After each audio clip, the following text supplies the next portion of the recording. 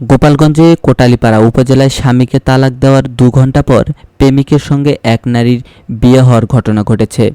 বুধবার উপজেলার দক্ষিণ হরিণগ্রামে এ ঘটনা ঘটে। এতে এলাকায় চাঞ্চল্যের সৃষ্টি হয়। জানা গেছে, গত 3 বছর আগে হরিণগ্রামের সিদ্দিক মোল্লার ছেলে খায়রুল মোল্লার সঙ্গে কেরামত আলী শখের মেয়ে জেসমিন বেগমের বিয়ে হয়। বিয়ের 1.5 বছর পর জেসমিন বেগমের একটি পুত্র সন্তানের মা হন। বিয়ের পর থেকেই জেসমিন বেগমের স্বামী খায়রুল মোল্লা জীবিকার প্রয়োজনে মাঝে মাঝে বাড়ির বাইরে থাকত। এই সুযোগে জেসমিন বেগমের সঙ্গে একই গ্রামের আক্তার শেখের ছেলে হাজিব শেখের পরকীয়ার সম্পর্ক গড়ে ওঠে। এই পরকীয়ার সূত্র ধরে গত মঙ্গলবার দিবাগত রাতে হাজিব শেখ গোপনে জেসমিন বেগমের ঘরে অনৈতিক সম্পর্কে লিপ্ত হন।